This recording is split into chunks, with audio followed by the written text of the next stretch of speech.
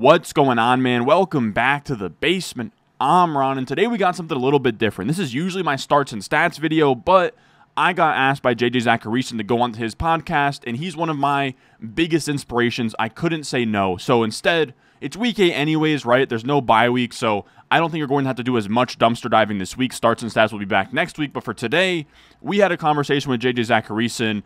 It was very cool. I talked about like where I started, kind of what's going on in fantasy football as a whole, some macro trends for the entire year, and then zoomed in on some of the more recent stuff like Jalen McMillan and Cedric Tillman and Deandre Hopkins on the Chiefs. So we talked about all things fantasy football, and it was just very cool to get to talk with Zachariason. I think you guys would enjoy it. Make sure you subscribe to his channel. I'll make sure I link it down below in the description and the comment section down below. Leave a like if you're new. Subscribe if you're new. All of that good stuff. Let's go. Where did you have to shift headquarters to? Here, but everything that was on this side of the room is now on this side of the room. The lights and all the fancy stuff that was behind me before. Like you can see the underdog signs like just sitting to the side now. It's a sad state of affairs, but we're here. I think it looks better than 99% of fantasy analysts in their situation. This is the first year that I upgraded the camera, got the backdrop going a little bit more, and I get comments on it now all the time. Whereas before, I mean, like I think the standard is just like, a pretty basic webcam that people just throw up there and then they just start chatting with. But I think like you're still definitely in like the 98th percentile for fantasy analysts right now, man. Yeah, I'll take that. I think it's just because, all my stuff is on YouTube. I know that you're, you started on podcasts and stuff. I'm bad about getting every single video into audio to then post. So my audio listeners sometimes get left behind. But yeah, I make sure at least the quality is here, but the backdrop, it's here or there. What are the you got Namath back there? Who's the other one? The other one is Martin Brodeur. Marty Brodeur. I like it. It. So you're a Devils fan, a Jets fan, and then who else are you following? Are you like a Mets fan? Seton Hall Pirates, baby. Seton Hall Pirates. I think you're the only. Did you go to Seton Hall, or is this just I grew up around Seton Hall kind of thing? I grew up around Seton Hall. They play at the same arena as the Devils in Newark, so it's just like I'm there all the time, anyways. And my one of my best friends, he goes to Seton Hall. Okay. So he would just take me to all the games like his freshman, sophomore year, and then of course like COVID killed one or two of those. Man, I have you like, are you like diehard following Seton Hall, or like the same way that you are like the Jets and Devils? I would say this, like Jets, I literally tell people like when Jets games go on, like just don't look at my tweets, please. Like that's top tier. That is, I would die for this team.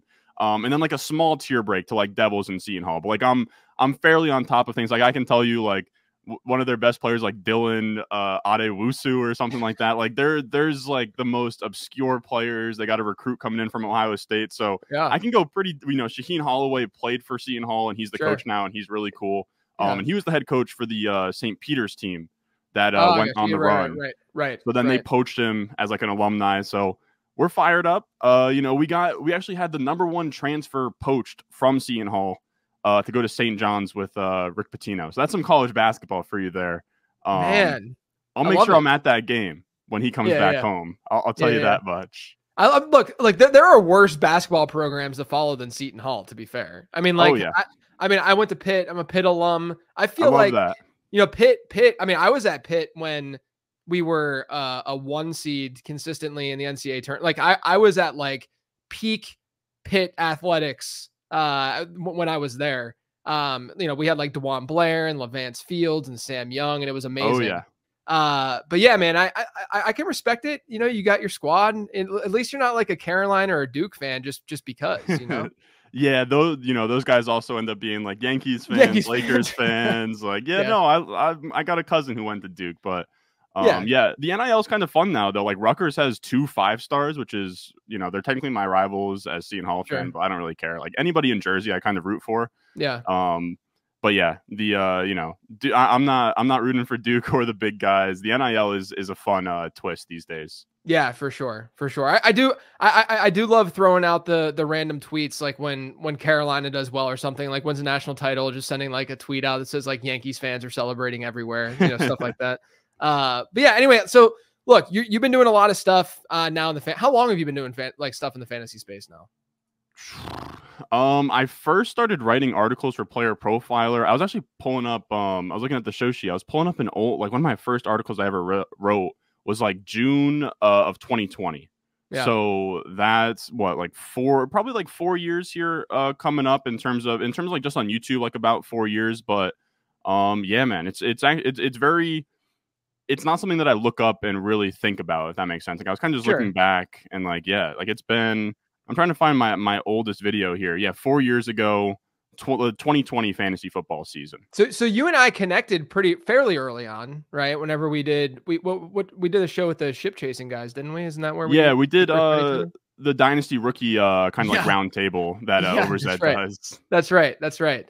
Yeah, and so what made you do that? What made you? Because like not only are you doing this fantasy content, but you're also doing a lot of it on YouTube, as you've said.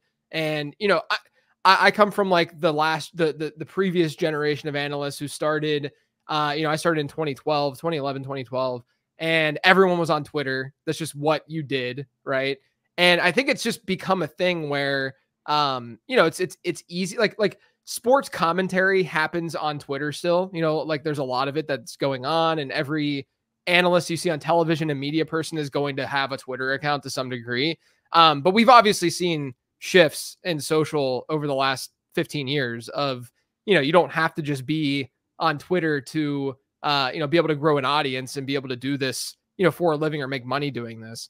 And so, you know, I personally, you know, I'm trying to at least do more and more on YouTube and stuff like that. It's not my number one priority because I have the podcast and stuff that's a little bit more important. But what made you focus on YouTube and what made you go out and start analyzing fantasy football? Yeah, if you want kind of like the real origin, it's I've always been the guy, like I've had it's one of my favorite parts of the off season is I'll be doing streams and I'll have like high school buddies that I haven't talked to in like a year or two, like pop in or whatever, because I was the kid. I was the degenerate kid in the locker room. Like every spring, I'm getting March Madness bids in. Yo, we got a bracket coming. Like, where's the $5, bud? Like, I'm a freshman running these. Same with fantasy football. You know, we got like 12 people. I'm running it. I'm the commissioner of my home league.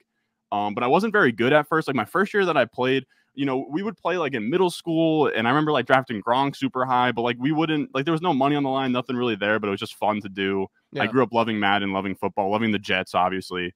Shout out Mark Sanchez and Rex Ryan. And then really as we got older, I was like, I'm done. You know, if I remember the draft correctly, I took like Lamar Miller and D-Hop in my first 2 picks when the Texans completely tanked. That was like the D-Hop down year in like year 3 or 4. Right. Yeah. My team sucked. And I was like, you know what? I'm never going to finish like bottom 3 again. So I like, you know, was doing research, like was taking it seriously, looking at like NFL Network. I've told Matt Harmon, I was actually, I had him on a while back. I was like, dude, like I used to watch you on NFL Network as like a kid. Like, you know, it would come on before football practice. And Harmon's younger than me, dude. Now I feel really old. Good Lord. So that was it. Like, because that was before like podcast. I mean, there was some podcasts, of course, but like, you know, like the TV was huge. Sure. So I'd watch him, you know, Fabiano, everything like that. And then college happens, or it really was more.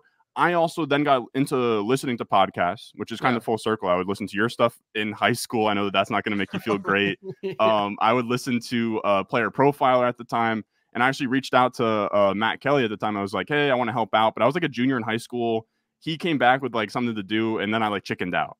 Yeah. But then pretty much what happens is, you know, I go to college. I was supposed to go to Rutgers. Then the first bill came, and I was like, nah, I'm actually going to go to community college. Thank you. So I went to community college.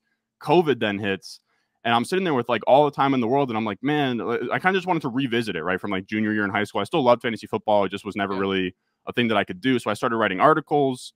And I think what it came down to for me was just I was writing articles, and they were doing fine, but I was just like, man, and I don't want to do this to discourage any writers out there, but I was like, man, I could be the greatest writer of all time, and I'm not sure how long I'd have to do this for me to ever be anybody at this point in time. Right? This is like 2020. Like it's pretty maxed out at that point in terms of writing. So then I was like, I looked up to guys like, of course, like you and everything in the podcast space, but it really did seem like YouTube was huge. I also grew up in the time of YouTube where I don't know if you're going to even recognize these names, but like, you know, I loved like Smosh growing up. Like we're talking like 07, 08 YouTube, you know, and like kind of like Freddie was on there. I grew up on YouTube. So honestly, content was always something I wanted to do on camera. When Vine first came out, I had like a couple of really dumb Vines that I was making. And just like, I've always been someone that has been on camera, just not to a real capacity. So I was just like, you know what? It's COVID. I'm not going to have to face the music of however bad this, you know, looks, because we're all locked up inside. And I made the videos. They did okay. And kind of the funny full circle part of this is I probably would have quit.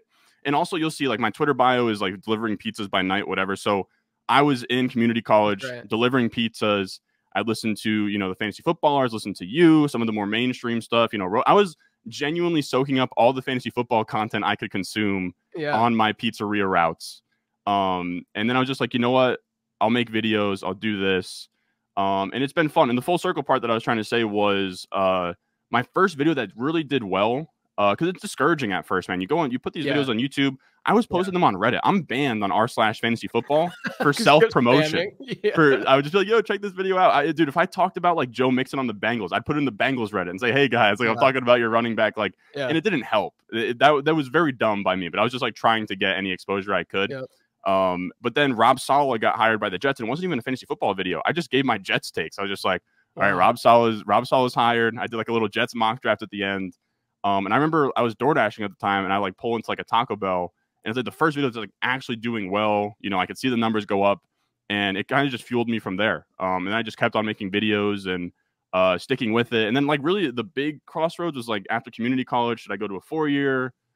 I'm very lucky that my mom is very cool, and that she's very understanding of the whole thing. And she's like, you know what, like if you want to try it for a year, you can. This was probably like pre 10,000 subscribers. And I've just been making videos ever since. So yeah, it's very cool. I'm very lucky. I don't really sit back and you know, take it all in or whatever. But yeah. I mean, that perspective though is important to be able to realize that like, oh look, I did X, Y, and Z. I did all these things. You know, it's not just the end result. I think a lot of people just see the end result and they're like, oh, you're so lucky that you're, and yeah, like, you know, I'm incredibly grateful to be able to do this every day. Are you kidding me? It's this game is fantasy football is amazing. And I get to talk about it and analyze it and study it and like dig into numbers, which I love, for a living, and support my family doing it. It's amazing. Right.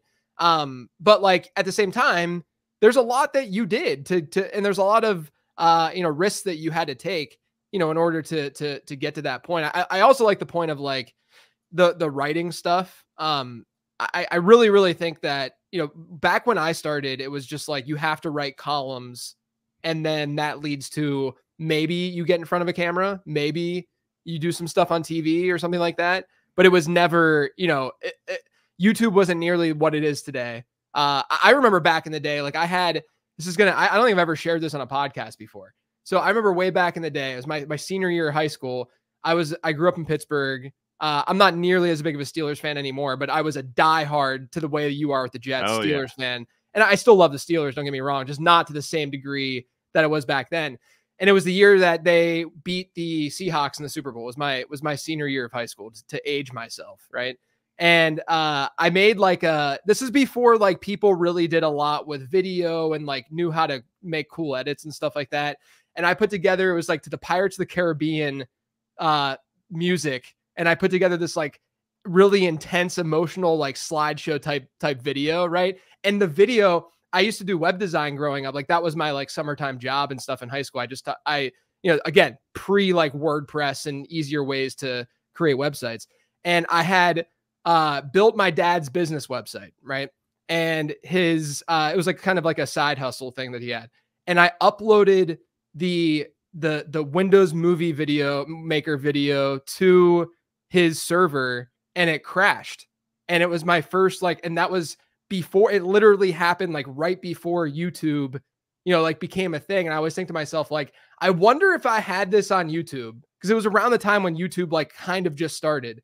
I wonder if like my whole trajectory of my career and how I, you know, like if I was more into that side of things or got more into that side of things, if things would have hit that way for YouTube. But yeah, man, I think it's just really important. I mean, this is kind of a long-winded way of saying, like, I think it's just really important to like focus in on the cool stuff that you can do and that you know that you want to do and that you're good at doing, as opposed to like forcing the issue of like, you know, you got to write. To me, writing is more so to help you out to understand arguments and to understand how to break down an argument. You know, like I think that can be beneficial, but people don't have to write these days in order to be an analyst and to be doing this stuff.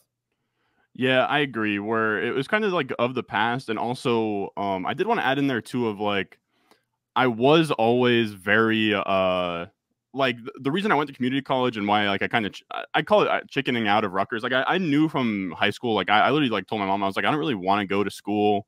That's like a whole other issue of like taking on all the debt and stuff. Especially, I love New Jersey, but the one thing about New Jersey is like they're not giving you any discounts. No one's giving you any discounts. I was gonna have to go to Rutgers full price.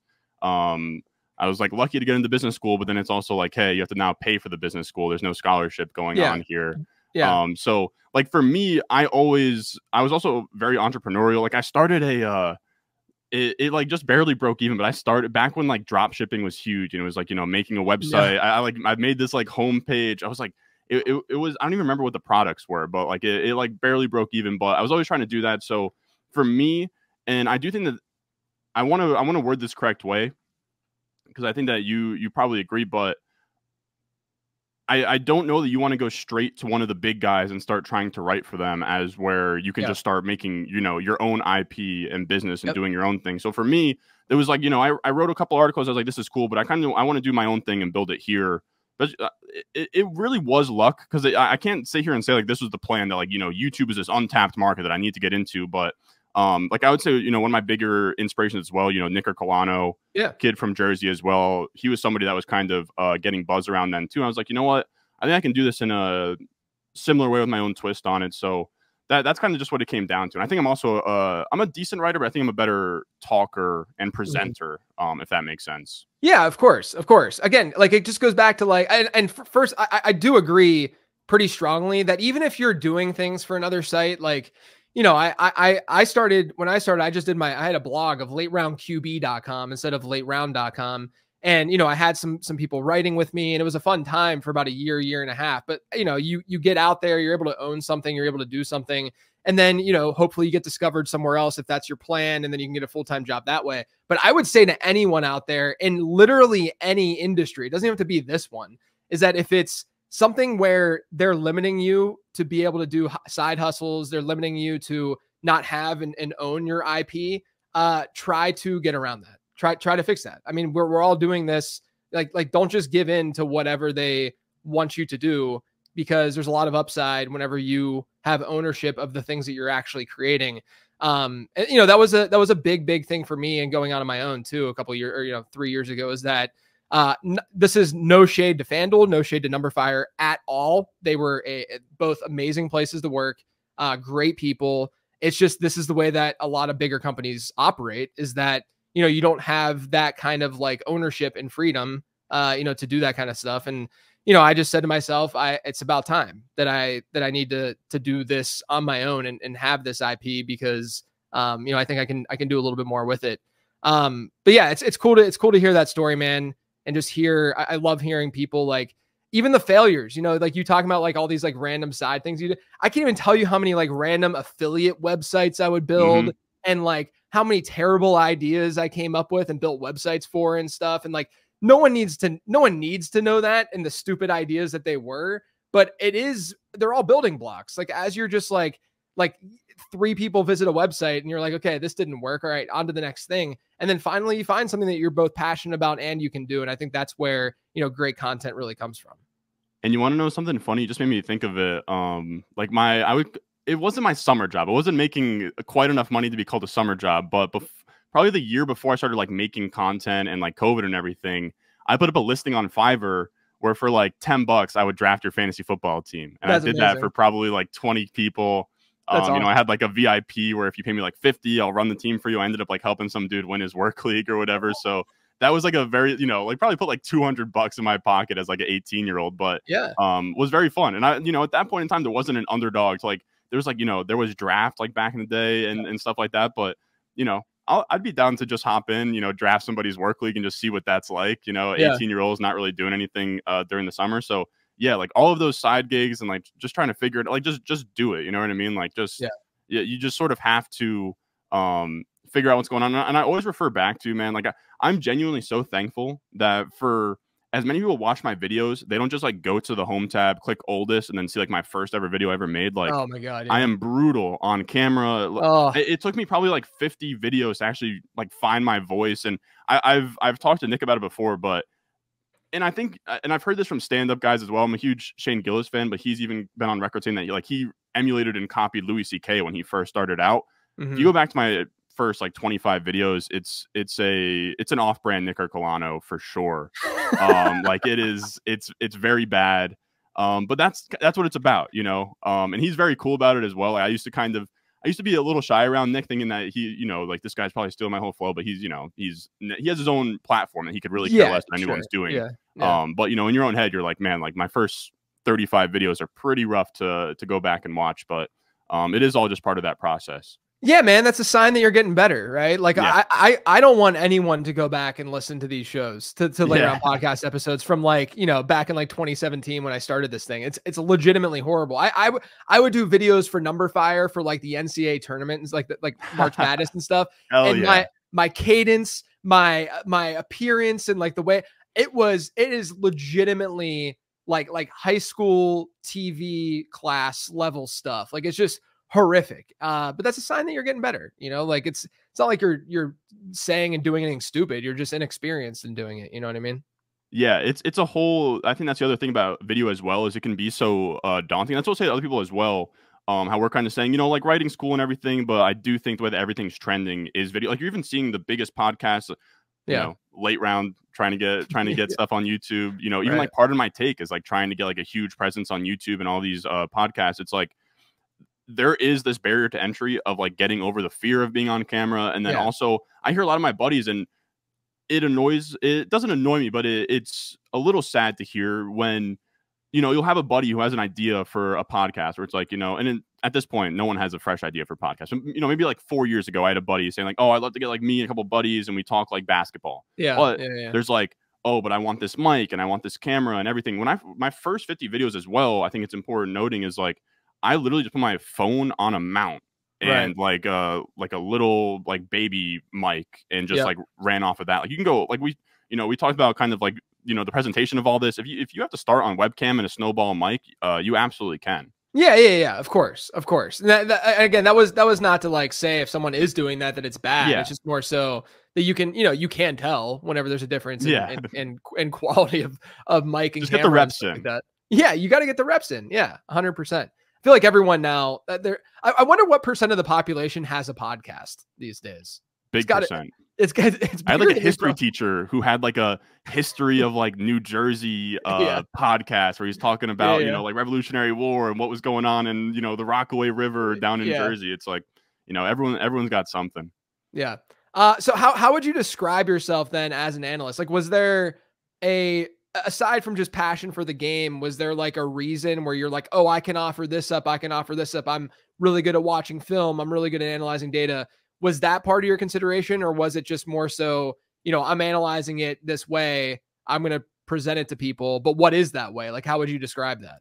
For me, I've always been a huge numbers guy. Like, I was somebody like, and it's not like I didn't get into Yale. I got into Rutgers Business School, but I didn't, you know, I didn't study very much in high school or college, but when it came to math and everything, I could just show up on the day of the test and, you know, get like an A, and do very well.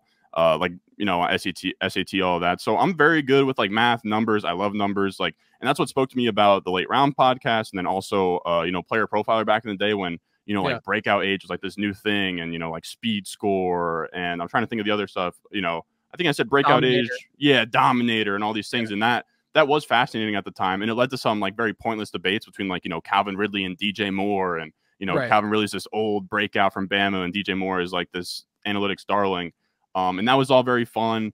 And, you know, your Zap Score model is very cool to look at as well. So that's really what, that's really my angle, is the numbers element. I'm looking at the numbers, like everything to me makes sense in a spreadsheet. Like I have spreadsheets, I have, you know, everything that I could possibly need. Like every video that I do, I'm using some sort of spreadsheet. But I will say, like, I do have a bit that I sort of run with that. Like, I don't watch the games. I watch the games. I love football. I watch all of it. But my issue, I don't trust my eyes, and I don't trust many people's eyes, because if you asked me, and I think that you would agree, as someone, I think maybe the same conference as Pitt at the time, like I would have told you Tavon Austin would have been a Hall of Famer, man. You know what I mean? You know, I would have told you Tavon Austin would have been the best ever. I would have told you that Justin Blackmon would have been the best ever. I would have told you Tim Tebow was going to win a Super Bowl with the Broncos. So like these guys that I loved watching, you know, like guys like Charlie Ward, where they were just like monsters in college, it doesn't always pan out. Like the eye test doesn't always work out. So I don't trust it as much. And I do like to lean on the numbers, but I have started recently starting to merge them where like, I don't think AD Mitchell is someone that popped on a lot of models, but when you look into, you know, some teammate score stuff, which you can kind of say models, but you know, like there are certain film guys I do love, you know, like I like Lance Zierlein is one of them. Yeah. There's a bunch of guys that I kind of lean on. And then of course, you know, the number, I'm sure you say this as well, but the numbers guys, you know, well, draft capital is kind of film as well. So that's right. You know, all of that. So much more numbers driven, but as I get deeper and deeper into this and we see, you know, because the other side's like, I don't trust my eyes. The other side, I would have told you Rashad Bateman, you know, would have been sick by now. Yeah, you know, he's coming up here. He's coming up here, but not to the degree that we thought on draft day. So I think the more you do this and the more you get humbled by these guys you liked, the more you start to merge both. That's what I was about to say, is that exact word. I mean, like, I see a lot of, like, fresh analysts go out on social, and they are so bold with what they're saying based on the data that they're analyzing and all that kind of stuff.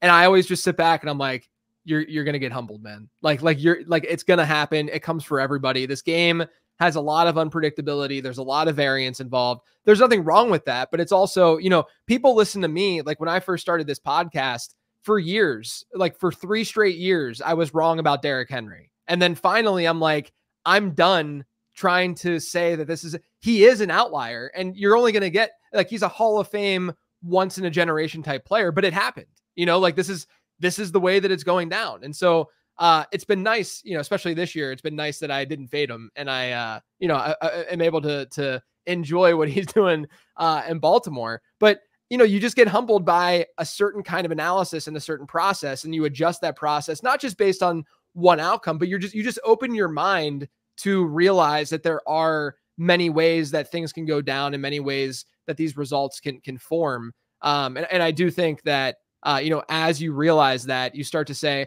oh, maybe my original process of only looking at spreadsheets and, you know, only looking at like, oh, no running back with a sub 10% target share could possibly be a top 6 running back in fantasy. You just start to realize that, you know, okay, go watch the dude, go look at what he's doing, and everything changes, you know, with your analysis. So I think a lot of people eventually get to that point. Let's talk. Go ahead. What were you going to say? I was going to say, I wish I followed you on the Derrick Henry thing. I was drafting him in best ball. You know, 3rd round in best ball, but middle of the second on high stakes and home leagues was tough. And I will say too, I lean on other people as well, and I consider, you know, Evan Silva one of the more like old school running back dudes, and he wasn't even high on the big dog this year, man. Yeah. So I'm not blaming Evan Silva for my own analysis. I'm just saying that even the very hardcore RB bros, they even had their concerns this year. But yeah, I wish I just, you know, was on the middle of the IQ chart, or at the end of the IQ chart. I don't want to say I was high on him. It was more so like if you were just league average, you're fine. Yeah, I had him. My thing, because I did Becoming a Best Ball Bro, the series over the offseason. You can see how things are extreme over there. Yeah, it was but like my take during the offseason or during the summer was that I had Derrick Henry over Kyren Williams, which now it's like both of them are just good. But but it made me lean into Henry more. But the problem is that in my best ball portfolio, I'm still underweight on basically most running backs. That's been the problem for me from that perspective. My season long stuff, a little bit different. Like, and what's really funny, I know that we're kind of going all over the place here, but what's really funny is I built my underdog rankings for consumers, like for patrons and stuff like that. I built them off of my redraft rankings. So I had a formula that I would overlap on top of my redraft rankings that would then adjust for the insane market that was on underdog with the wide receiver heavy stuff and all that kind of thing. And so my rankings technically skewed more running back heavy than what the market was doing on underdog.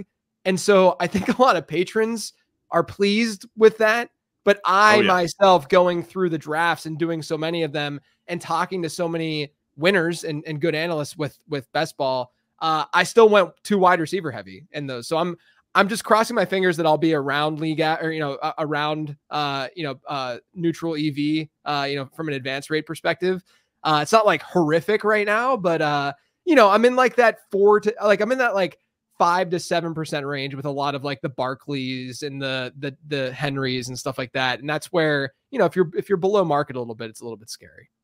Yeah, I got they say over on Over's Edge channel, the 4% blanket where you can just get 4%. That's what I have on Derrick Henry and Underdog. But then it does sting. Like I do a bunch of high stakes. Like some of my favorite content to make during the offseason is I'll stream every day from August 1st through kickoff, which is a lot. But I also don't have a kid and wife and family that depend on me. So those are always super, super fun. But I don't have Derrick Henry in any of those. I'm kicking myself about it, but it is what it is. I was also going to say too, I know that we're going to talk more, micro on this week and stuff, but it's going to be fascinating kind of how this offseason talks about the season, just through the lens of like everything that this last decade data wise has told us in terms of, running back injuries, the running back age stuff in terms of, because we, Jonathan Taylor's hurt, but Derrick Henry and Saquon are balling out, and then all the wide receivers are getting hurt, and then people are going to overreact, and we're gonna go back to 2015 this offseason where we get 10 running backs in the first round, and it's gonna be a lot of fun, I think. Yeah, I'm really excited for it. I mean, I have a lot of like surface level thoughts, at least, of like, I think that we always, like, I talk about this in my draft guide every year, where there is a very clear reaction to the previous season results in the market every year. We see it now.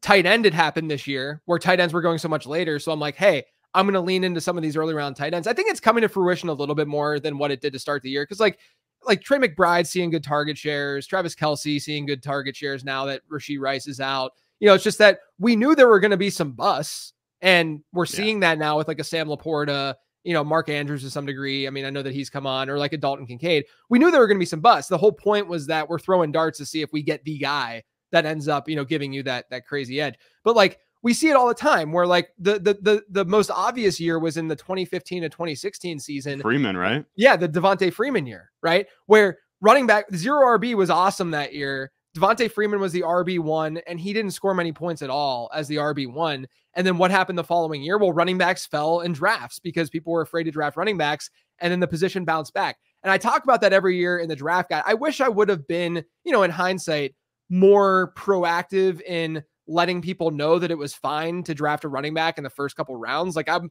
a very, very big proponent of hero RB, like a very, very big one. Right. But I think that, so, I'm not really upset about like how my analysis approached, the early round running backs or anything like that. I think the biggest change for me, and I'd love to hear your thoughts on it, is the dead zone stuff, where I tweeted about this. I made a thread after week 1.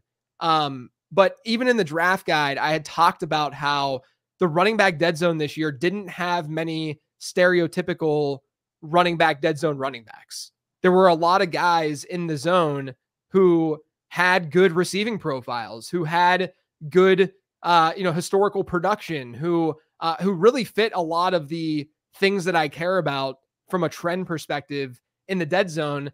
And I didn't, and I wrote it off a little bit too much. I didn't totally write it off, but I wrote it off more than I should have, And I think what I've realized through all of that, and again, this goes back to the thread that I had created after week 1, and you guys can go read it, but it made me realize that I don't think the dead zone is actually a dead zone. I think it's an archetype zone. It's just that it just so happens that these clear, obvious Zamir White type profiles fall into this RB2 range very frequently. I think the logic behind it of, people are reaching for these guys because of projected volume and not because of talent, all of that still applies. But I think it's one of those things where like there are going to be instances like we see this year where those types of running backs aren't littering that RB2 range. And maybe it's going to be because we get smarter, or maybe it's just the way that the running back position kind of shakes out in that given year. I think it might change a little bit. But, I do think there were some obvious running back dead zone running backs this year, but I do think that it really comes down to the fact that when we talk about it, I think it's just an archetype thing more than anything else. I think you're right. I also think a big driver, which is kind of funny, is the 2017 draft class, man. Like they won't quit, Mixon, Kamara, Aaron Jones, James Conner, all these guys, what made running back this like golden era for a second is now on the back end of their careers. And as we know from like Adam Harstad stuff and everything, where it's kind of a cliff where like, you know, you have this % chance of hitting 0, but if they don't, then we all of a sudden have these running backs screaming from round 6 on those like top tier type of guys as tails. It's tough, man. The way that I played it this year was I was really only interested in James Cook and Kenneth Walker as like two guys that are younger. I was believing the coach speak stuff. Kenneth Walker is the one thing that I'm actually very happy that I was bullish on. I thankfully flipped at the end of July. Me too. Thankfully, because I was the opposite throughout July, and I had way too much Sharps. I didn't think Sharps as like a best ball pick was really that bad, just because he at least had the handcuff upside and stuff. So like I wasn't that upset about that. And fortunately, you know, the way that the schedule works for drafts and fantasy football drafting, fortunately, all of our managed stuff usually just happens in August anyway. And so I was able to adjust, but thank God I adjusted because Kenneth Walker got the role that, you know, a lot of people were waiting for him to get. Which is crazy because as spreadsheet guys, we know like he had like, I think he had like 19 career touchdowns in his college career. Like I don't have the data in front of me, but it has to be one of like the craziest jumps from, because like his comps coming out was like, you know, Jonathan Taylor, Nick Chubb, like he can be this special runner without the receiving upside. And now he's getting this monster receiving work that's just crazy. So I'm always targeting those young profiles. And I do agree that I think in the past I've kind of been very default, like, okay, I'm avoiding the dead zone. I want to draft wide receivers here. And that kind of held true a little bit, you know, like where there's some big hits like Rashee Rice and T. Higgins. But it's going to be interesting to see how this landscape, you know, smooths out. Because I think we're going to see some of these guys that like would be dead zone guys be like round 3, 4 in terms of like, you know, Mixon, Aaron Jones, these type of guys. And then are we going to see, because that was always the thing is like, yes, these profiles at running back were shaky, but like, even if they weren't, the wide receiver hits here, you know, like Cooper Kupp and his monster year. And you see across the board, you know, even like back in the day, we're talking like Chris Godwin around 4, Metcalf year 2 breakout around there. So that's where it gets tough for me. But wide receiver got pushed up so much that you could almost say like this pocket of like round 5 to 6 was like very nice for running backs this year. But I don't know. It's going to be very tough. Like as you said, like, you know, every year's going to be different. It's going to overreact to the last year. But I think you're right that in general, I think largely in part to best ball, like the dead zone's going to have to be modified in terms of like defining it / like, is it just an archetype thing? Because you're right. Like Zamir White was a very clear one. And a lot of these guys usually get injured more. I mean, I guess like Mixon went down, but we're seeing, you know, Aaron Jones is looking great. James Conner's looking fine. Yeah, it hasn't happened. The injuries haven't happened. And I do want to say that, like, I'm not like a 0 RB bro per se. Like I implement it and I use it. And I think there's data that suggests that it's not a bad strategy in certain formats. But I do get a little bit tilted when people think that 0 RB is only about injury. When it's not only, it's about the fragility of the position, in that when there is an injury at the running back position, everyone else in your league is hurting when you're not getting, when you're not the one drafting that running back. Whereas all the while, the backup running back is going to have more predictable production who's stepping in for that player. We see it every single week. Like, we know that we can at least get some production from one of the Colts backs while Jonathan Taylor's out, or you know, some backup running back. We know that production can come. Meanwhile, we're sitting here. Imagine a world where like Chris Godwin and Mike Evans were playing running back, right? Like that caliber of player. Jalen McMillan would be going for 80% of people's free agent budget right now, right? Like, and instead, you know, he's like a 20% type in a home league, a 15% type pickup, because it's the wide receiver position where there's more volatility. It's not like it's this 1-to-1 replacement thing. And so I do think that people need to remember that, is that with 0 RB and a lot of these running back strategies, it's not just about them getting hurt, which I haven't looked at the data and I won't do it until the end of the season. Maybe one of the Twitter docs have done it in more detail, or maybe you have, but I would assume that this is going to look like an outlier year, at least so far, the way the first half of the season has gone. It's been an outlier year with earlier round wide receivers, you know, getting banged up, and then early round running backs and mid round running backs just not. I mean, they've been relatively healthy. Yeah, and it's been, I mean, I'm a proponent of 0 RB, and I will say as well, like, as we touched on earlier, where like my first video that did well was a Jets Robert Saleh video. My next video that actually like did very well as well was a 0 RB video, where I felt like on YouTube at the time, this is like, you know, 2021. Yeah. You know, you got the counselor out there saying, don't go 0 RB, you idiots, the sheepsis or whatever. So he's called me out in like 0 RB video. He's like, you're doing damn 0 RB. It's like, all right, whatever, I get it. Yeah. But so like it was such a frowned upon thing, and then you'd have analysts doing a 0 RB tutorial where they would start, 3 wide receivers, not fill the flex spot, and then sleepwalk through the dead zone to fill the running back spot. Yes, and it's like, exactly. no, do not do this. So I made that video. And it was very funny, like in the offseason, like drafting these teams. I'll do like one or two solo main events, which is high pressure. I'm streaming, it's like a few hundred people. Yeah. And I'm sitting there, I'm debating between Brian Thomas Jr. and Raheem Mostert. I take Brian Thomas Jr. I'm like, look, you gotta go extreme. Did it take some balls to do it when I already have wide receivers through the flex, plus maybe one before taking Brian Thomas? But you got to, push it to the extreme. The issue is this year is, like you said, wide receivers are getting hurt. But if you do 0 RB correctly, and I imagine when you talk about hero RB, there's a lot of 0 RB in there as well, where you might even be taking a wide receiver onto your bench before your RB2. Right. And I do wonder how this is going to shake out at the end of it, because the wide receiver injuries are bad for those builds, but then also you've built up the anti-fragility to have, like, I lost Aiyuk on a team that I'm co-managing with Jacob Sanderson. Yeah. And like, he wasn't even in our starting lineup last week. Like we're loaded. We have like T Higgins and we have JSN, we have, Shakir. So it's like a very interesting year where if you did go 0 RB, you're hurting. And I'm looking here, this is the one that sucks. It's that there's not a single wide receiver right now averaging over 20 points per game, whereas there's 5 running backs right now. So that's what's going to like really sting. It's not so much the injuries, it's at the top end, these wide receivers aren't, producing. Yeah, I still think we have time though for this to normalize a little bit. Like I'm hoping there's not running back injuries. We don't want injuries, but they're inevitable. They're like James Conner's missed time basically every year of his career. Stuff like that happens. And then to your point, like wide receivers, like the higher end guys, even Justin Jefferson to some degree, but like CD Lamb's underperforming, to start the year. Amon-Ra St. Brown hasn't really been himself.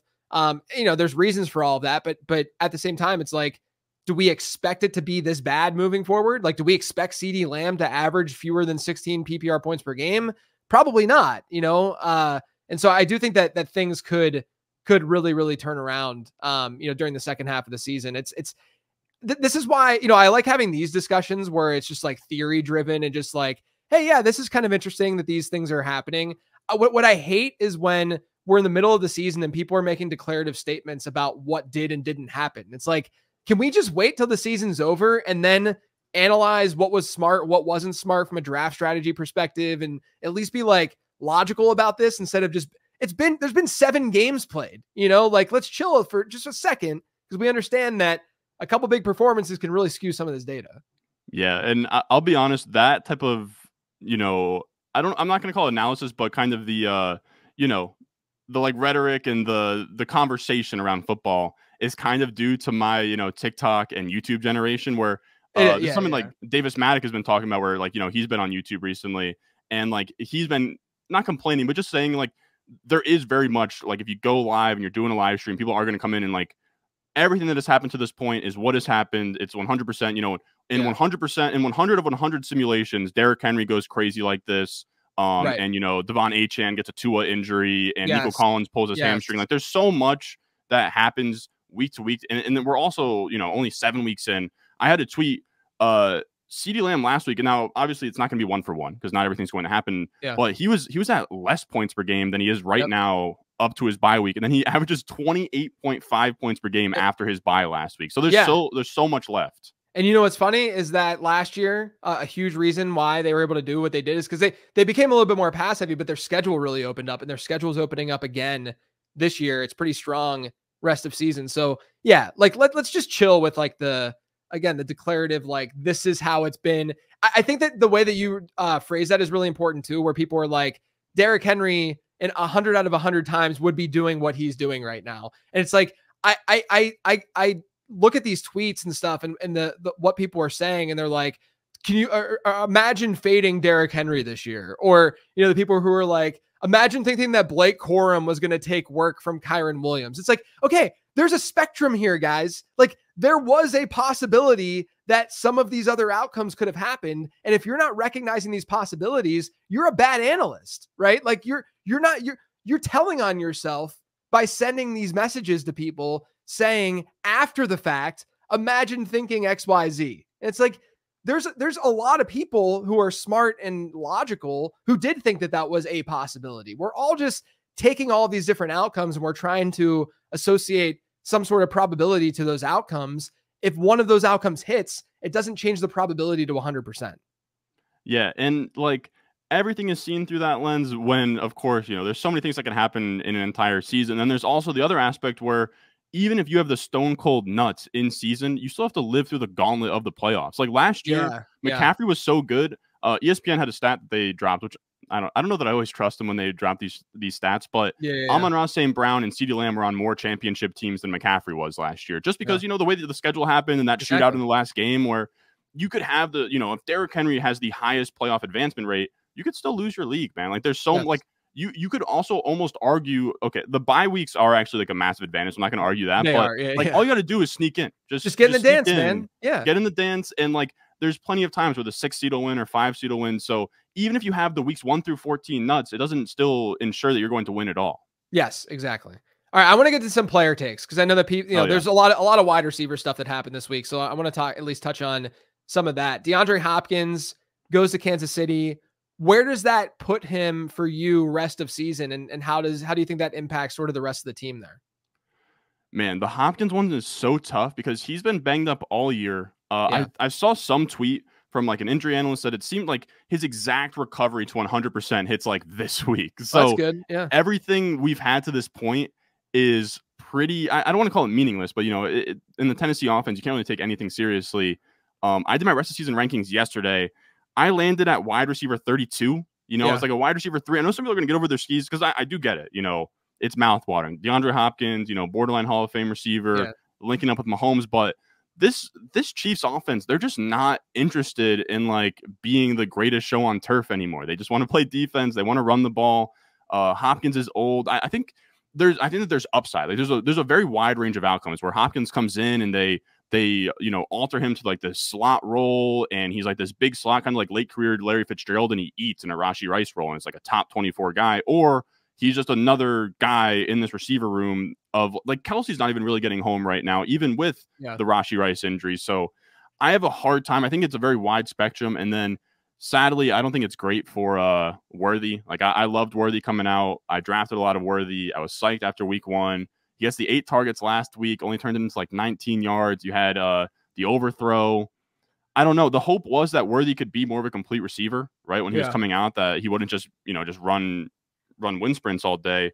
And I'm not going to call it him getting banished to that, but it seems like that's a little bit of it. I imagine they're bringing in Hopkins to, if he's not going to be in the slot, like I imagine we'll have a lot of Kelsey in the slot, we'll at least have Hopkins taking on a lot of the press man to kind of free up Worthy off the line a little bit, just because I don't know. There's like the viral tweet where he gets like, pushed into the next dimension off the line. Yeah. Like just absolutely brutal. So I don't know. I don't want to get too, like, I'm just done. I said this week that I think Mahomes might be droppable in fantasy football. Like if you're in a 10-man 5-bench league, dude, like you could drop Mahomes, man. He's been horrible. Yeah. He's hurting teams because you didn't have the balls last week to start Drake May over him. Exactly. This is Mahomes. I can't. So I don't want to get, I don't want to get my heart broken. So I have him as like a mid wide receiver 3, and we'll see where it goes. Yeah, that's where I think I was at, like wide receiver 30. So I'm in a similar boat with him. The one thing that I am kind of excited about with Hopkins is from a Hopkins talent perspective. I think a lot of people look at what he did last year and they're like, oh, this dude's washed. He's old now. We don't want to have anything to do with him. His yards per route, like his per route run numbers were strong last year. He had a 2.09 yards per route run rate, which is incredibly good. And I had him as a target in my draft guide until the injury happened. Right. Yep. And a lot of that had to do with the fact that there was a trend when you look at middle round wide receivers, sort of in that like wide receiver 3, wide receiver 4 range. And when they're older and they have the previous season efficiency that he had, they actually hit at a really good rate. Now, obviously he's been hurt, but the interesting thing is if you look at Tennessee right now and you look at what the wide receivers have done on a per route run basis. So obviously Hopkins' cumulative numbers don't look that great because, as you noted, he's been hurt. He's only running like half of the team's a route on like half of the team's dropbacks and stuff like that. But his yards per route run, I think, was 1.64 right now. Tyler Boyd is in second on that team at 1.04. I mean, like Hopkins has been by far the best wide receiver in Tennessee. Now, granted, I know that Tyler Boyd is over the hill at this point. And he's just a slot guy. Calvin Ridley's Calvin Ridley, but I mean, it's still Calvin Ridley. Like, it's not like it's some random, it's not like we're talking Justin Watson here or something. And so like, it's no shade to Watson there. That was a cheap shot on Justin Watson. But yeah, I mean, like I'm optimistic that something can form there. I think he'll probably play more X is my guess, just because he can. And they already have Kelsey kind of in that short middle of the field intermediate area. They can at least, use Hopkins on the outside and on the perimeter, and then let Worthy on the other side stretch the field a bit. But yeah, I'm cautiously optimistic. I don't think like a wide receiver 1 season is happening or something like that. Like I'm not getting that high, but I am cautiously optimistic that he's still a good enough player. Now, I mentioned Calvin Ridley. Do you think that Ridley is now back on your radar, or are you just like, screw the Titans, this is done? Man, I was actually with you where I had one of my bigger takes. I was like peddling on Twitter in like July. I'm looking at here was like, I was taking Hopkins over Ridley, even though underdog ADP had them flipped. I didn't think that Ridley was going to come in and all of a sudden unseat Hopkins. And the injury happens. It's like, okay, have your way, Ridley. Even though one of my, I have a soft spot for Ridley. One of my first articles was like why Ridley's going to be this year's year 3 breakout, like Chris Godwin was last year, and that was the year he smashed. Yeah. But if you objectively look at his numbers, I tweeted this out. This was July. In 4.5 seasons, I know that he had the weird gambling thing. All he has to really show for in 4.5 years is 2 1,000-yard seasons, 1 wide receiver 1 finish, 1 wide receiver 2 finish, only 1 year over 2 yards per out run. If you look at his entire career, Ridley, and like I get that some of this is getting pushed down by the Titans. I'm not even really gonna like Trevor Lawrence is a capable quarterback. Like his career yards per out run is 1.77. He only has 1 season over 2 yards per out run, and that was his 3rd year. Yeah, I just have a hard time saying that he is like some difference maker, So like for me, he's like in the wide receiver like 40s, and I think any volume he gets without Hopkins, I think the efficiency is just gonna be brutal. So I'm not crazy interested, I guess. Yeah, the interesting thing too is that like Brian Thomas is more or less playing the Calvin Ridley role in the Jags offense, and he's thriving. And so I understand like Brian Thomas is clearly a very talented player. I'm not trying to take anything, but like that's what we thought Ridley would be. Like Ridley's expected fantasy. This is why we look at things like expected fantasy points per game, because it was like a wide receiver 10 to 14, depending on your source last year, right? Like he was in a good position to score fantasy points. He just wasn't. And even now, I get it. You watch the film and you see a lot of inefficiency, see some horrible passes. He has a low catchable target rate, like a very low catchable target rate. I understand all of that, but good wide receivers still do more than what Calvin Ridley's been doing. The only thing that I can really latch onto is now, like you said, probably we'll see like a pretty consistent 25% target share in the offense at this point, and the schedule opens up. The schedule is very, very good for Tennessee versus what they've faced to start the year. But yeah, man, it's hard to like really get excited about a guy who's just constantly disappointed over the last, since he came back from that suspension. So I'm mostly in agreement there.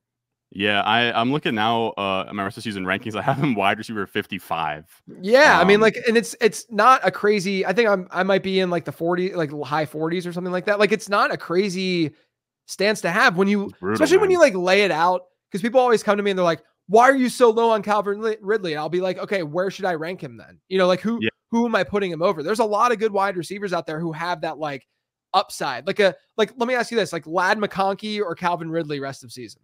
Oh, Ladd McConkey by a lot, man. Yeah, Ladd looks good. Yeah, I think that Ladd looks great too. And so like that's a dilemma that people are probably like they'll see that and they're like, Demario Douglas, man. Demario Douglas. Sure. He looks good. Yeah, you can easily make that kind of, I'm trying to pull up mine right now just so that I can see where I would. How about what about like Darnell Mooney or Calvin Ridley? I got Darnell Mooney. Darnell Mooney's balling, man. Here's one. Here's a fun one. Ricky Pearsall or Calvin Ridley? Give me the mystery box. I kind of want to go for the mystery box. Give me the mystery box, dude. Let's talk about that actually. Let's talk about Pearsall because we now have Aiyuk and Debo's now banged up. Debo might go this weekend. We don't know at the time of this recording. But Aiyuk obviously done for. I was kind of surprised that I got Pearsall in the number of leagues that I got Pearsall in, because I didn't think I was overly aggressive. I was going like, depending on my team, 20 to 40% fob, depending on, you know, how deep the league was and stuff like that. I probably got him on like half of my rosters now. And I was kind of surprised that people weren't more aggressive. Do you think I was wrong in being aggressive, or do you think that there could be something there? I think you're spot on. And I think it also speaks kind of volumes. Like, did the Zap score love Ricky Pearsall? I would say probably not a ton.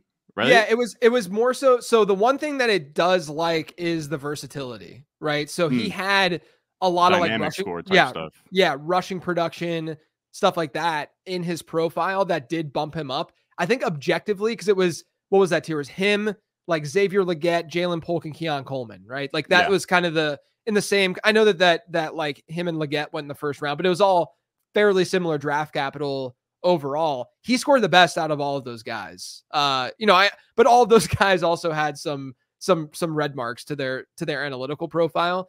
But I think he was like an 89 or something like that in the Zap model, which is not horrible. It's not like fantastic, but he at least had some of those versatile attributes. One of his comps was actually like Jaden Reed for Pearsall. That was more of like an objective model comp. I'm not saying that he's going to be like that, but that's what kind of got me excited about the fit. Was that if you're going to have that kind of player, you want an offensive coordinator that comes from this tree in like a Kyle Shanahan, or like what we've seen in Green Bay with like Jaden Reed so far this year. That's what's gotten me excited. I think a lot of people just see Pearsall as like a 1-to-1 Aiyuk replacement, but I think they can get pretty creative with him. Yeah, I'm also very optimistic. I will say, I think like one of the bigger discussion points for more like home leagues was like Juwan Jennings or Ricky Pearsall. I would say Juwan Jennings just because we've seen it before and whatever, but I'm with you that I'm very optimistic. I was just looking through. I have him on 6 teams now. I actually was a little smart. After he got activated, I just like put in a couple $1 bids on the Sunday roll through on FFPC. So I have him on like 3 of like 6 or 7 FFPC teams. I have a lot of them too. And it really is, it's less that like I don't really think I have much of him in Dynasty. It's less of like I think this player is very good take, and more of just like first round wide receiver, mystery box.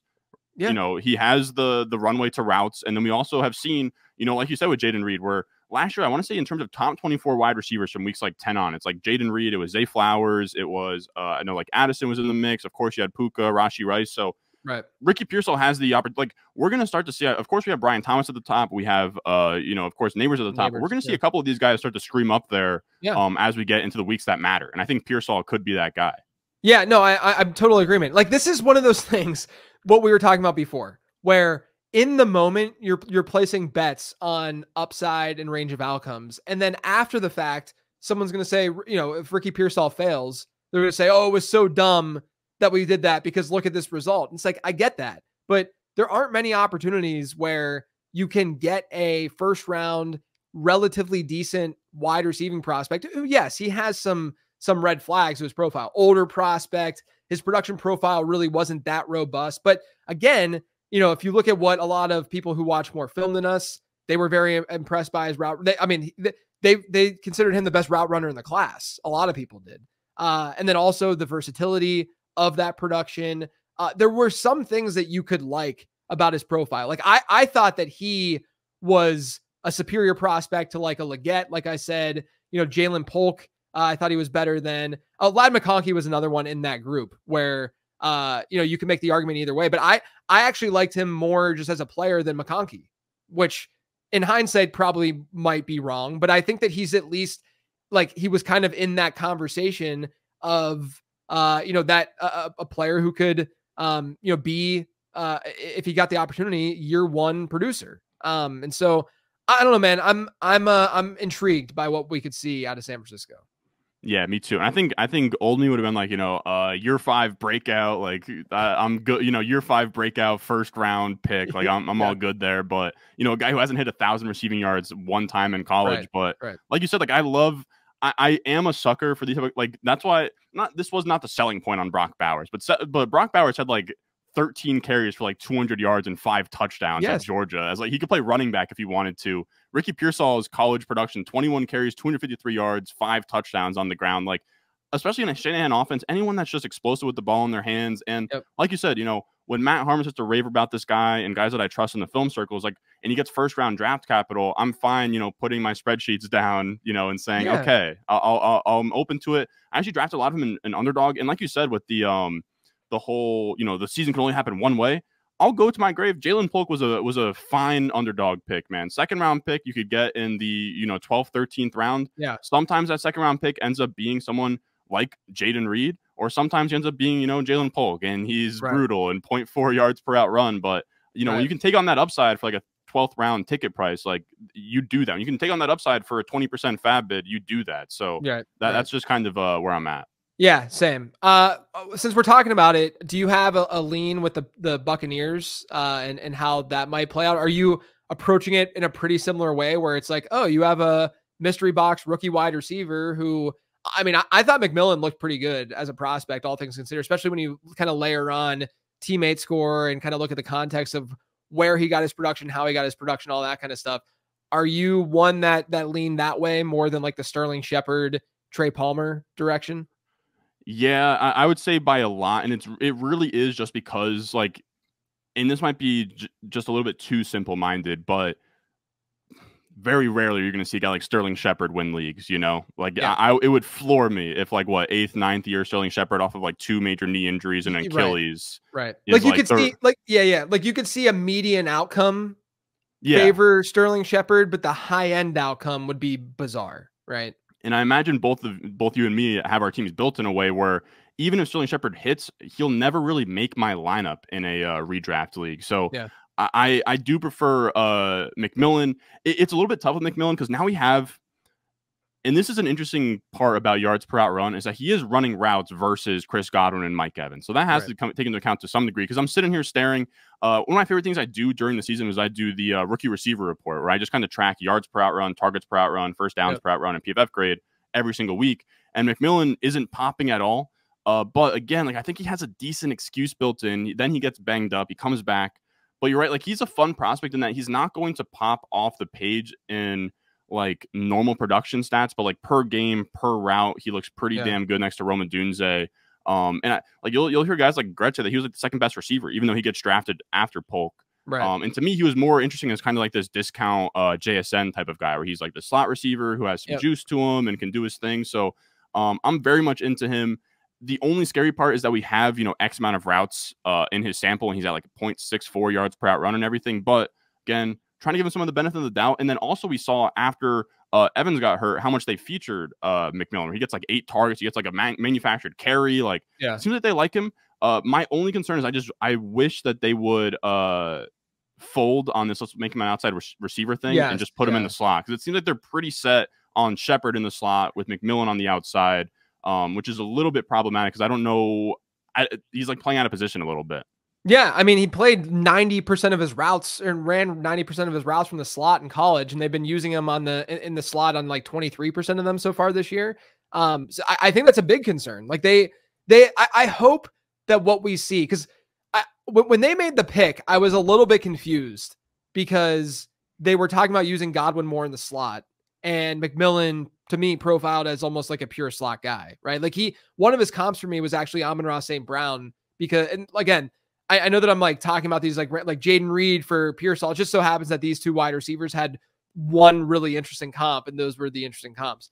But the thing, like, I hope that similar to ARSB, they're able to throw McMillan both inside out, like they rotate Shepard to the outs, because Sterling Shepard, even like, he started his career as a slot guy, but he's actually played on the outside pretty frequently over the last like 5 years of his career when he's been healthy. So I'm hoping that they at least get a little creative there. I'm intrigued though by McMillan. Let me ask you this on the spot. Would you be taking McMillan or Pearsall? Like, which one did you put more fob towards this week? Pearsall for me, just because of offensive environment, and then like also draft capital, where I think it's close. Like, I had them, like, I'll do a waiver wire article where I'd like have fab recommendations. They're like the same amount, but I just had him just a step ahead, just because of the offense, the scoring. And then also, I guess, like the pedigree, and then also more of the mystery box, where, again, I think that there's some factors, slot stuff, teammates, but we already have this sample of a pretty bad yards per out run. I don't mind betting on the mystery box. But we also, I don't know how much like a bullet wound, like we don't know how much that's still affecting Pearsall, which I think is like kind of worth, mentioning as well. Like, dude got shot. Yeah, he literally got shot, lived to tell the tale. Wearing his Rolex onto the ambulance. Very just one of those stories in the NFL, man. But yeah, like I'm just into it with Pearsall. It is tough. Shanahan is so hit or miss with these guys where it's like, this is a Shanahan guy. Of course, he hits on Aiyuk, he hits on Debo. Then we're looking at like, Dante Pettis, and you're looking at, Joe Williams, and sometimes put the stamp on guys who aren't all that great. But I'm optimistic. There's smart people out there that liked him a lot coming out. So I'm optimistic. The 49ers also back against the wall. Like they aren't the Chiefs where they can like they have this, ground and pound play defense. Like they need to get after it and they need to win games right now. So I am excited. And also like Jennings is still like dealing with this injury as well. So we could see another week where Pearsall leads the team in routes, leads the team in targets and everything. And at least there's still, there's the window dressing of the run game to worry about, and there's the tight end Kittle to worry about, where if the Bucs passing game is just simply Jalen McMillan, Sterling Shepard, and Trey Palmer, they're kind of in trouble. I know, the run game has been better recently, but they might stack the box, dare these receivers to beat your corners. So again, I think they're both fine waiver ads, but yeah, I'll take Pearsall. I also threw a ton of darts at Jacob Cowing too. I should throw that out there. Yeah. I'm only because I'm going to sound like he's a fun spreadsheet guy. Yeah, he is. I'm going to sound like my prospect model is only giving favorable comps, but I promise if you look at the prospect guide, you will not only see you will see the weirdest names that you forgot existed when you look at some of these comps. But if there was a Tank Dell in this class, to me, it was Jacob Cowing. So I like that call. I do think that there's at least, and again, this is an offense, San Francisco, and a coach and Kyle Shanahan that I don't think would be afraid to use the lower draft capital player if that's where the talent is leaning and that's where things are leaning. So I'm in some deeper leagues, 14 teamers, stuff like that, or just 12 teamers with relatively deep benches. I got Cowing in just as many of my leagues as Pearsall, just to say, look, we don't know how things are going to shake out. We don't know exactly what this is going to look like. Cowing only ran like 8 routes last week, but Jennings banged up, like you said. What if there's a scenario where Jennings doesn't go this weekend and Cowing really shows up? Or what if there's a scenario where Cowing just plays well because he gets 10 to 15 routes in a game and just balls out, during that time frame, and just slowly, gets more and more of a workload. But I'm not expecting that much, but I do think he's at least an interesting name to throw out there. I agree. Honestly, a little bit of FOMO that I didn't think of that, but he made like one play where he looked really good. Yeah. I have heard, and I don't want to preface this by saying it's not pouring cold water, because I think that now they're down so many weapons, they can't afford to have this. Essentially what I heard, I don't know if it was on the broadcast or just somebody else that is more film oriented, pretty much saying that like the 49ers like the receivers to be big to run block downfield, which makes sense, and Cowing's smaller. But if they run into this game this week with no Jennings and Cowing's the only one making plays, he's going to be on the field. And he's also, like you said, good spreadsheet guy. Like my model has spit out a better grade for Cowing than McMillan, who we're talking about here as well. Like the spreadsheets are going to love him. He was a fun prospect where he would have probably gone higher. He had like a weird transfer thing that, kind of threw him off. And, whether playing inside the slot, outside the slot, like he had a very weird career. You can look at like inside the slot, outside the slot, high A dot, low A dot. Like he played everywhere, inside out, sometimes to his detriment as well, to his profile. But he's a fun name to shout. And I did want to, I wanted to ask, because I went into last night on FFPC leagues with zero intention of bidding for this player. And then Jacob Sanderson got in my ear. And now all of a sudden I have like 3 or 4 shares of Cedric Tillman. Is there any love for Cedric Tillman? Or Jameis Winston's going to be playing quarterback. He was a fun guy coming out of Tennessee. He's not like, the spreadsheets aren't going to love him, but he's like, size, speed. He had some like weird injury stuff. He did when they were on the field together. I think that he probably outproduced Jalen Hyatt, or like a better yards per out run. I've been Cedric Tillman pilled. My only hesitation with Tillman is that he was atrocious last year. Yeah. On a 100%. Per route basis. That's really my fear. But you look at what they've got. Like I talked about this on 15 transactions this week. It's like Jerry Jeudy, I think, has proven to us that he's just not a stud. Elijah Moore has been a disappointment since his rookie year. Sorry to your Jets fandom. And I mean, sure. Like I think that Tillman's fine to at least throw the dart at. I mean, he's a big body that is kind of a 1-to-1 replacement of what Amari can do kind of in that offense, but probably not I wouldn't assume nearly as good. I didn't mind him as a prospect. I didn't like him. I thought he was just fine where he was drafted. I thought Jalen Hyatt was more interesting as a prospect, but he had that really weird slot profile. Tennessee is such a weird offense. Yeah, man. They're just really, really hard to prospect, I think, even for guys who aren't doing it through production numbers and the stuff that we're looking at. I mean, it's still a difficult team to look at because we don't know how much of this is like just totally manufactured or how much of it is actually the guy winning. And then unfortunately, like a guy like Hyatt, you go and he goes to the NFL and he doesn't have a slot role because they have their slot merchant and Wan'Dale Robinson there in New York. So yeah, I mean, I think Tillman's fine. I would prefer the other guys that we've been talking about. Yeah, but me I think, too. Yeah, I think that like, and I'd prefer Tillman probably over Cowing. You know, I think that there's a more immediate role there. But yeah, I threw some darts his way this week. Yeah, I threw a couple at him, like pretty much as like the backup bid. But man, I was just looking now, like not a single Browns receiver had over 1 yards per out run on the entire season. Like Jameis is going to be fun. I'm very excited for it, man. I hope it'd be great. All right. I got one more question before I let you go. I know we had other stuff that we were going to talk about today, but I liked where the discussion went. That's usually how these perspectives episodes go. Give me your favorite buy in fantasy football right now. Man, this one's tough. I wrote a couple down. I think I'll put as number one, Deebo Samuel is probably the number one. And I know it's obvious, but I do wonder, especially like if he doesn't play this week with the pneumonia stuff, if there is a buy window. There was a Dwayne McFarland tweet I saw that I thought was pretty good in terms of Deebo, where he has like in games without Aiyuk, he just balls out is pretty much what it is, where he had like a 38 yards targets per out run, 38% when Ayuk's not on the field. And I just want pieces of this offense. Like we said, like I do think that these guys are going to be, coming from behind, or maybe not coming from behind, but like they need to win games. There's no messing around. All right, I found he has a 4.88 yards per out run on the field without Aiyuk since 2021. So that's a pretty decent sample. 41% of the air yards, 38% of the targets. So like, and on top of that, we have the McCaffrey injury. So he's getting carries on top of it. Like Deebo, when we talk about who can kind of save the wide receiver position right now, it is Deebo. I know that he's more of a luxury buy. Like you're not going to be able to like buy Deebo for chips, but I think especially if there's an owner out there who's like maybe 2-5. And if Deebo can't go this week, or if it's like he has pneumonia and he can't play snaps and he's not really trusted in a starting lineup this week, go tap him on the shoulder and go see what you can get for him. People might not realize this, but when we were drafting throughout the summer on Underdog, Deebo at one point when the rumors were really strong about Aiyuk leaving, Deebo was a 1-2 turn pick, like pretty consistently. Like he was going in Garrett Wilson range. So that gives you an idea of sort of what that upside looks like, for Deebo without Aiyuk here. So I like that call out a lot. All right, man, it's been a pleasure. Love chopping it up with you every time we get to. Let everyone know where they can find you, what you're working on, all that good stuff. Yeah, happy to be on. Cool full circle moment as someone that listened to this show, while I was delivering pizzas for a while. Appreciate it. But yeah, you can follow me at Ron Stewart _ on Twitter. You can follow me Ron Stewart on YouTube, just Ron Stewart.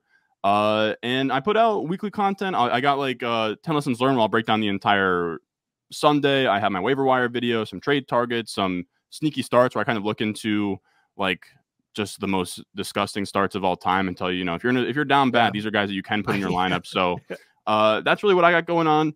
All on YouTube, Ron Stewart. Follow me there. Excited for the offseason. Like Dynasty is going to be fun. Everything is out in front of us. So yeah, Ron Stewart on YouTube. And I appreciate you having me on. Of course, man. Of course. You guys can follow my stuff over on lateround.com, Twitter at lateroundqb. Make sure you're subscribed to the YouTube channel, youtube.com/@lateroundff. Thanks for listening, everyone. Greatly appreciated as always. I got to end it this way, though. Thanks for tuning in.